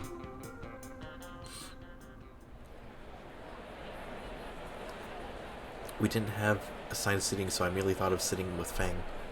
Knowing better than to look through the ocean of students, I followed my nose to Reed. The Fetcher Raptor was sitting in the very last row with Trish. Yo!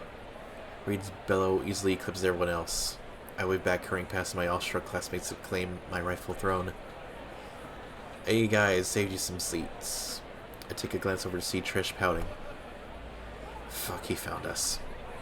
The last student trickle in through the doors and take their seats. Mr. Karlowski takes the stage with an electronic mic. Alright, you frickin' kids, settle down. We got a special frickin' announcement from the frickin' principal. We got frickin' midterms coming up soon, and you frickin' feels you need to give all you a frickin' pep talk. The audience collectively groans. Fang and Trish throw their heads back. On cue, Principal Spears takes the stage. Mr. Karlowski holds the microphone out to him, but gets ignored. The student body covers their ears in preparation. Alright, you little punks. Like the man said, we have midterms to deal with in just a few weeks. And I don't want to see any of you slacking, only the best efforts will be allowed. These scores may not affect your overall grade, but so many of you may decide to disregard them. It's a weak mindset like that that can and will trap you. These tests are for you to see if you're on the right track or not. I expect you to ace these exams because Volcano High is the best school there is. And I teach the best students here at Volcano High. Are there any questions? Oh god, that's freaking screwing up my throat. Drink some water. Ugh.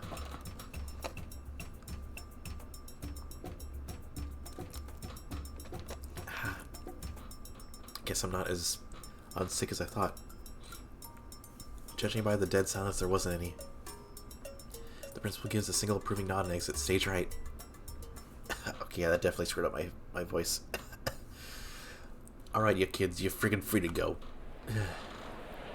With that, the sea of students begin to funnel out of the auditorium. I don't think I can do voices for the rest of the time. I'm sorry, guys.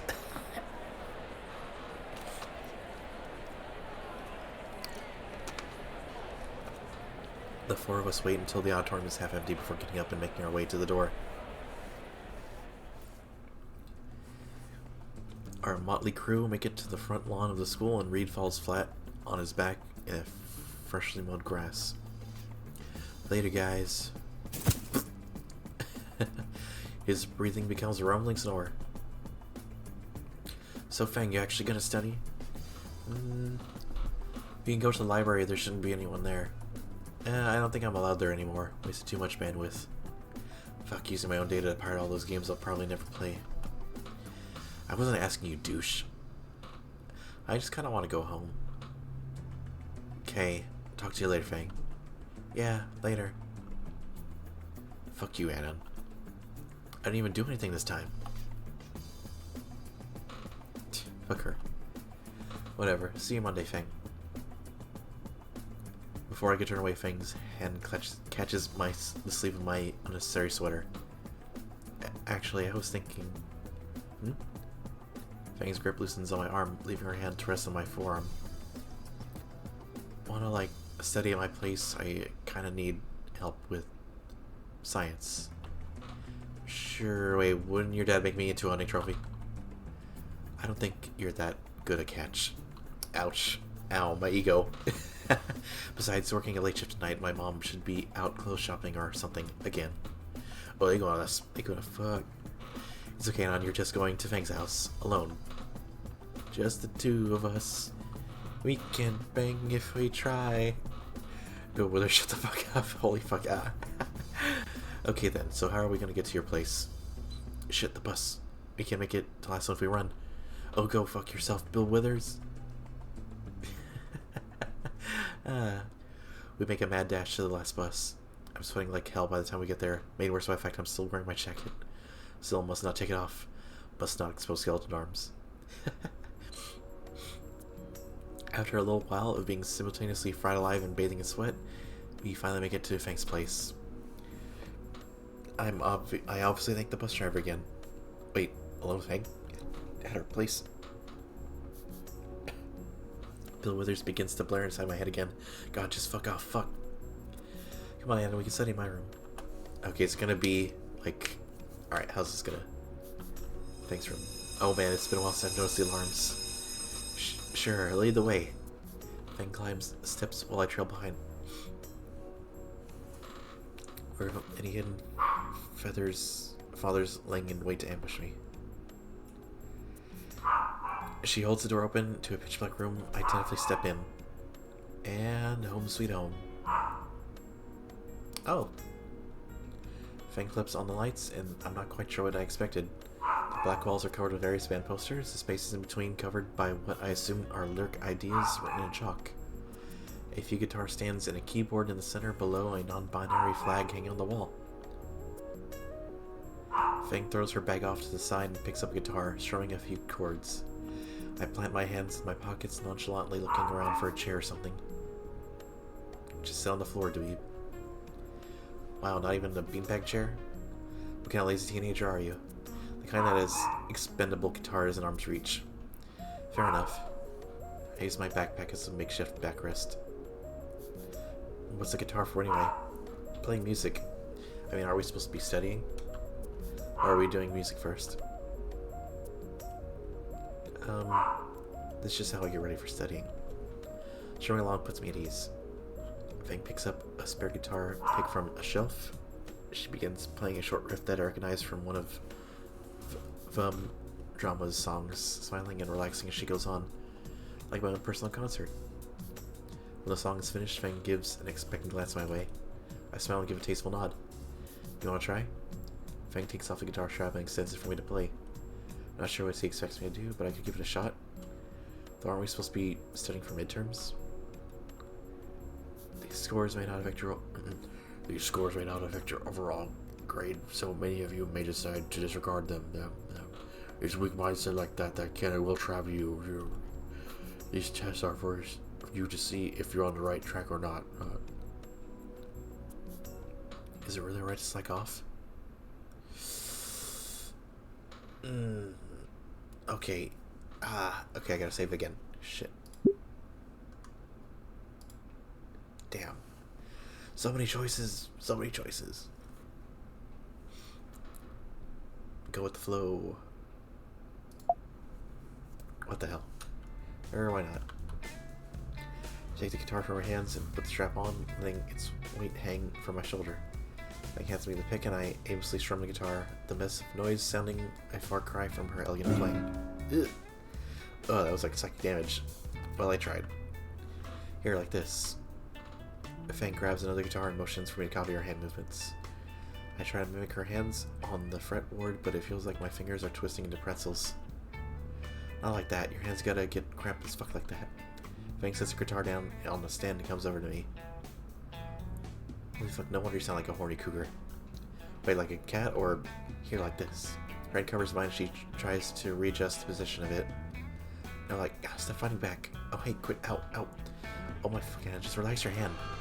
I thought I could just put the goddamn alarm so it freaking me out. Hold on. What? Fang walks behind me. Don't turn around. Why? She's staying right behind me. Oh. She's staying right the fuck behind me. Her body pressed against my back, her arms come around, each of her hands taking my own, guiding them into proper position. And are you paying attention? Yeah, totally. My voice just didn't crack. Fang's hands move mine along the neck of the guitar. Alright, try these chords. Her fingers press mine down, holding the strings in an awkward position. Then this. My hands slide down close to the base of the neck and too close to my crotch.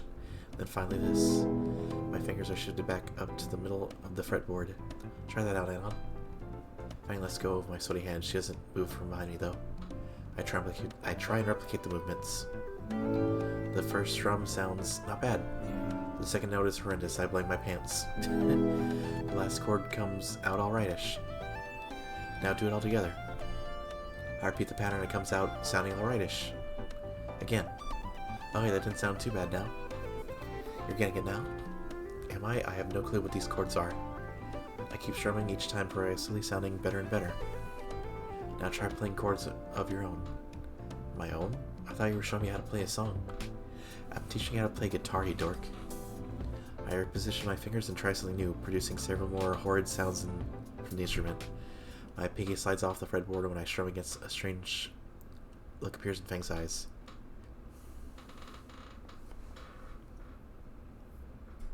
I don't think slapping guitar is a good idea. Wow, that was really pretty. Really? Pretty shit.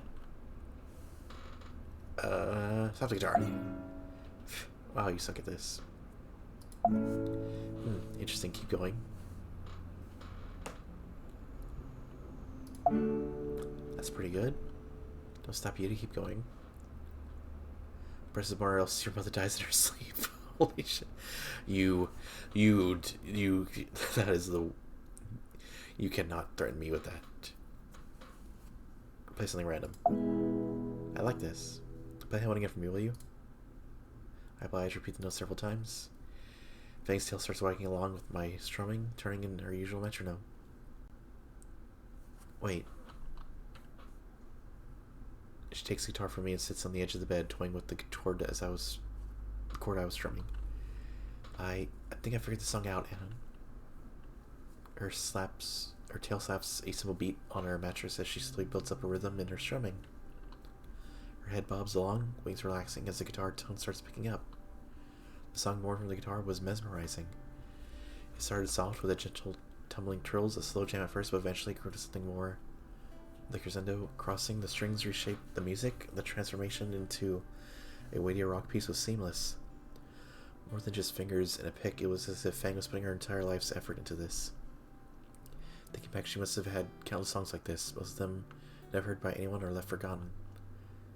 She soon started to hum with the song as she was playing, harmony and melancholy blending in with the melody. As Fang poured her very being into the instrument, in her hands it dawned on me for what it was. A lyricless ballad. An instrumental aria. Musical notes that bore the weight of words she couldn't define. All of which sounded beautiful, melting together into a harsh yet intoxicating piece of dissonant serenity. Eventually she started to dimendo the fading softness of the strings and harshness in her humming as she slowly laid the guitar to rest. The music had stopped, but her own efforts wore on. Fang sat there looking down at the guitar, realizing she showed me something she had never shown anyone before. Fang bit back tears, finding the sob that threatened to spill from her. She set her guitar down and slouches, rubbing her eyes and trying to repress her inner turmoil. Instinct pushed me, and fate carried me forward to the vulnerable girl set in the plush duvets. All that matters is her. The part of me that felt scared at that thought, that wanted to remain isolated in my comfort zone, that wanted to pretend that no one else mattered. That part was ejected forcefully. Oh, that's nice. Fang grasped as I wrapped my arms around her. And the frailty of her voice makes my heart ache. The song was amazing, Fang. It truly was, because it was her. Her heart and her soul were carried within it, her very being. My heartfelt words reached her. The dam burst. She felt like a porcelain doll in my arms. Tears of sorrow and relief stained my shirt and wet my chest. Thank you. Thank you. Thank you. Unlike the rooftop, Fang's voice was a weak mumble, broken by hiccups and uneasy breaths. My embrace as soft as I cradled her, soothing her with a slow rocking. We say like this, my arms calming the fragile and spent girl.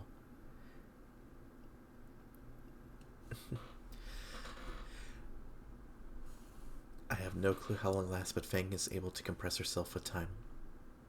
I let her move away, choosing to sit next to her on the soft mattress. Her eyes are puffy and red, and once again her makeup has left tracks of orange and black on her cheeks. And once again she shares with me that smile. But this time I can tell exactly what that soft expression means. Relief. God, Anna, that's twice now. My bad, how are you feeling? I don't know.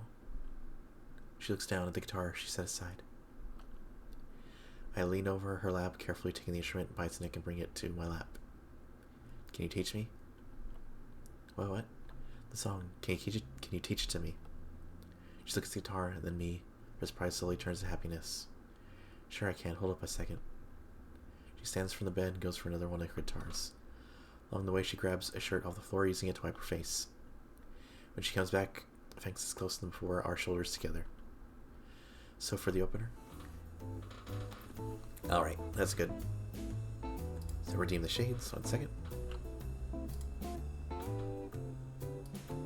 Is there like a props hotbar? Probably is.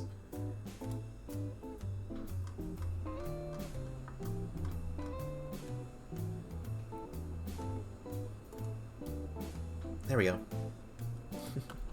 Oh yeah, this is totally... Alright. After what feels like hours of back and forth and learning guitar, my arms feel like they're about to fall off.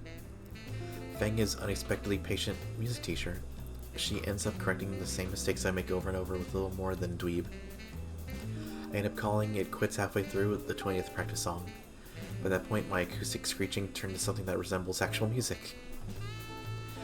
Your nose take a slash, but not half bad for one lesson. I'll take it. Fucking suck creatively. Do you? You make that railgun. You made that railgun way back when?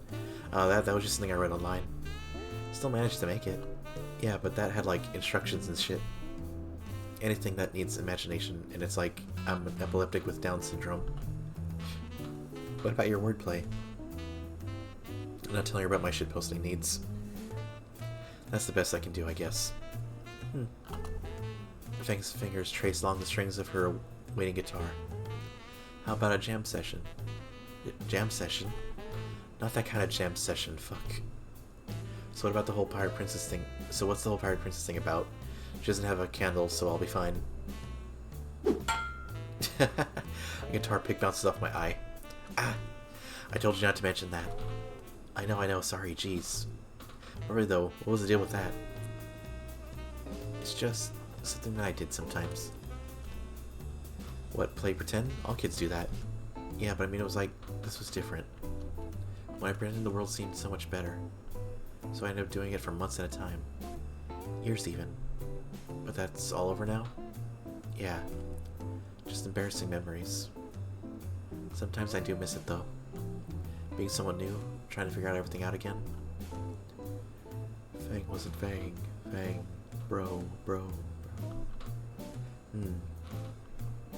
Anyways, go ahead and just try playing. She reaches over and plucks a string on the guitar I'm holding.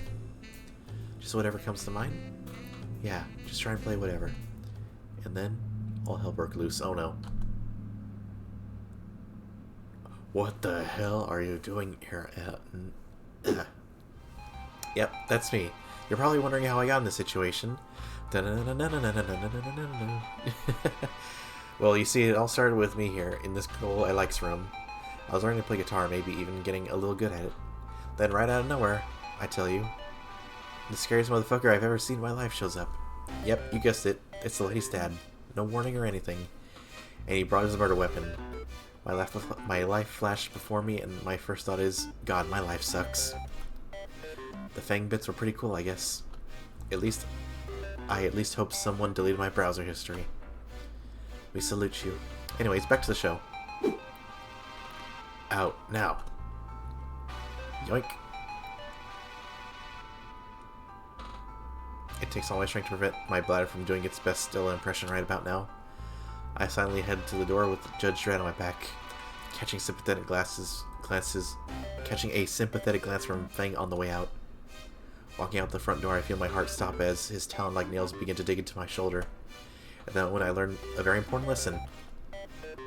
Potato claws hurt like crap, man. Next time I catch you alone with my daughter, I will use your head as a Rubik's Cube.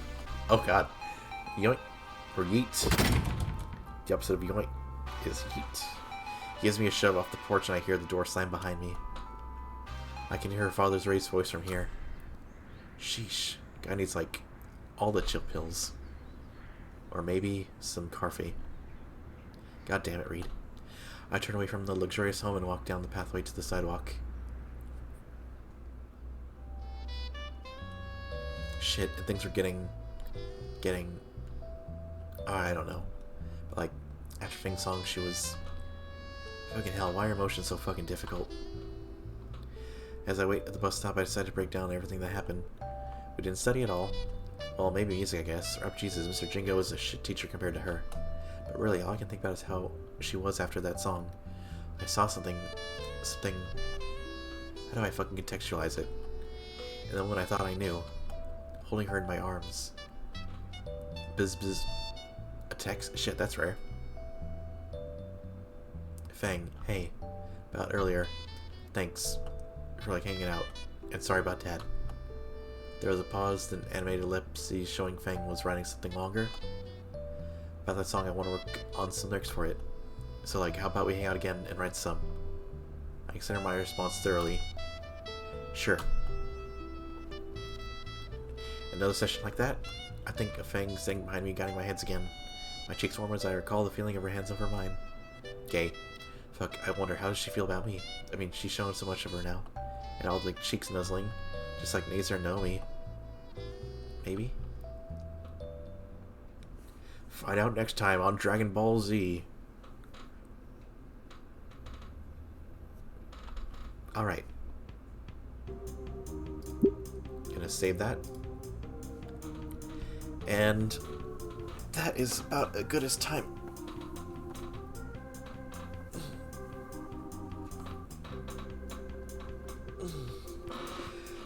Okay.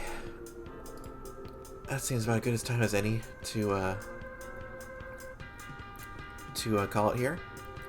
And let's see if there's anybody we can raid.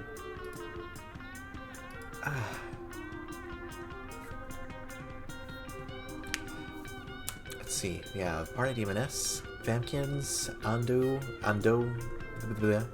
Beauty Banger, Chili Panda, Melissa. She's sleeping though. I wonder how... Oh, I want to see how long her timer is now. I think it was like 72 hours. Ah, damn it. It's Nad. I'll check it out later. Seiko, Goto, Milady, Emifin Jenkins, Jared, Peachy, Lori, Sylvia, Ellis, Father Morgan, Roxas. Ooh, Roxas. Yeah, Roxas is doing their thing for their... Shit, how many followers did they get? Yeah, we're gonna raid Roxas. 64 hours, by the way, for Melissa. But yeah, let's go ahead and raid Roxas. They are a sweet bean. So, raid Roxas Impersonator. There we go. I spelled it right? Yeah, Impersonator. Invalid username, I guess not. Roxas Imperson...